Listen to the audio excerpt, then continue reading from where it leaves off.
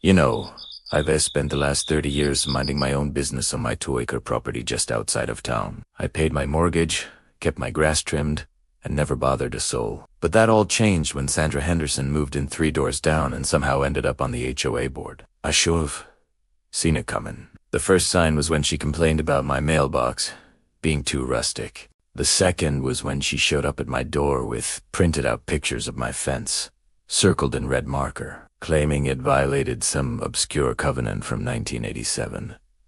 But the real storm came when I decided to finally build that barn I'd been planning for 15 years. I'd saved up money, bought quality materials, and hired Tom Patterson, a reputable contractor who'd been building structures in our county for over 2 decades. We got our permits from the county, all of them, signed and official. I had the paperwork but apparently, that didn't matter to Sandra. It was a Tuesday morning when I first saw her standing at the edge of my property, hands on her hips, staring at the construction site like she was surveying enemy territory. I was out measuring out the foundation, feeling proud as punch about finally making this dream happen. Tom was right behind me, already planning out the utility lines. "That's not approved," Sandra called out, marching across my yard without invitation. I turned around slowly, trying to keep my cool. "Good morning, Sandra. Actually, it is approved. County permits are right inside." "County permits aren't the issue," she huffed, waving her hand dismissively. "HOA regulations are very specific about agricultural structures. They must be reviewed and approved by the architectural committee. That would be me, mostly.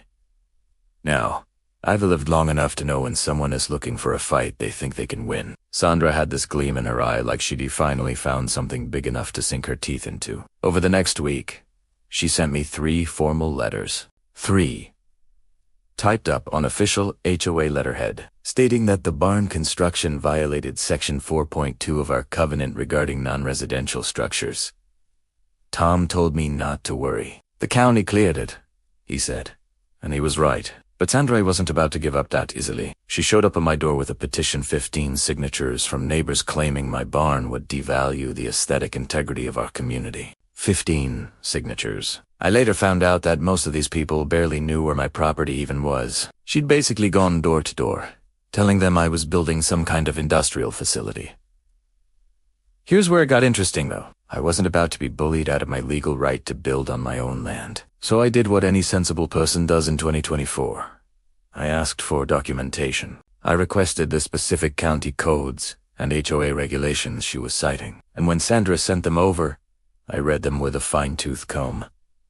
That's when I noticed something peculiar. The HOA covenant she kept referencing had an Amendment C, from 1994 that specifically exempted agricultural structures of a certain size on properties over 1 acre. Our property was over 2 acres. My barn was well within the size limits. And get this, the amendment said the structural plans only needed to pass county building standards, which mine did. I printed that out and highlighted every relevant part in yellow. Then I called the county building official, a man named Gerald who'd been doing his job for 30 years and knew these codes inside and out. I asked him to come out and, if he felt it was appropriate, provide a written statement that my barn met all county requirements and fell within the legal exemption parameters. Gerald came out on a Friday afternoon. He walked to the property, looked over the plans, checked the foundation work that was already in progress, and nodded thoughtfully the whole time. Then he pulled out his official county letterhead and wrote a statement confirming that my barn project complied with all county building codes,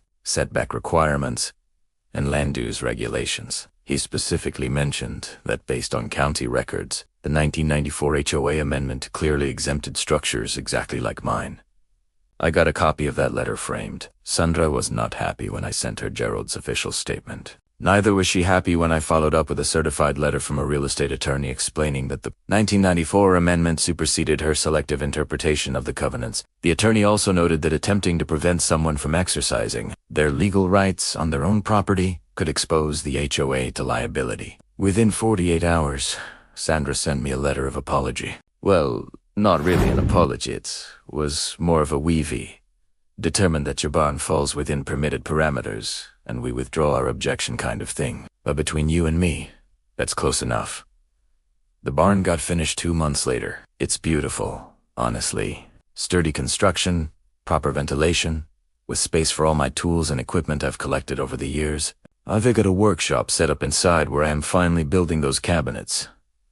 I've been planning. Tom did a fantastic job, and we both took pride in creating something that actually enhanced the property value rather than detracting from it. You know what the funny part is? 3 of those 15 neighbors who signed Sandra's petition have since asked me about getting contractors. Information for their own projects. Apparently, they saw what a quality structure looks like when it's done right. Sandra still lives 3 doors down. We don't exactly exchange Christmas cards, but she's stopped trying to micromanage my property. I think she learned that some people won't be intimidated by official-looking letters and righteous indignation. Sometimes you have to stand your ground, know your rights, and be willing to back them up with facts and documentation. The lesson here, especially for those of us who've been around long enough to remember when people actually minded their own business, is this. Just because someone has a title doesn't mean they have the authority to override your legal rights. Do your homework. Get your permits. Document everything. And don't let anyone care in or otherwise push you around on your own property. If you've enjoyed this story and found some truth in it, we'd love to hear from you. Please hit that like button and subscribe to our channel for more real-life stories that matter. And before we wrap up, we'd love to know, where are you watching from today? Drop a comment and let us know what state or region you're in. We've got viewers all across the country with incredible stories of their own, and we'd love to connect with you. Thanks for watching, and we'll see you in the next one.